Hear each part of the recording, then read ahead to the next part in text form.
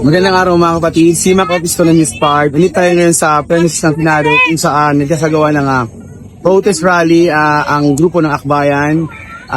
Gusto nilang ipanawagan ang pagbubukas ng bank account ni Vicky Sara. Sa ngayon ay makakusap natin si Rafaela David ng Akbayan at tatanungin natin kung ano yung importance na pagbubukas ng bank account.